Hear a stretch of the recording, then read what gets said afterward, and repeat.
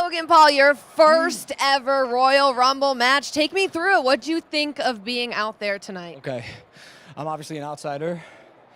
All of this is insane. This is insane. This environment is like no other in the world. I swear to God, these fans are the best in the world. I'm working with some of the most talented people in the world.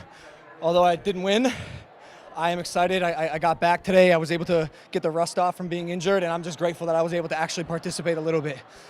You entered at number 29. What was your reaction to the crowd's reaction to you? You know, I always see, I'm polarizing, so I hear some cheers, I hear some boos, but as long as I'm making them make noise, that's all I care about. It's fine. Congratulations, Logan. Thank you so much for the time. Thank you, yep.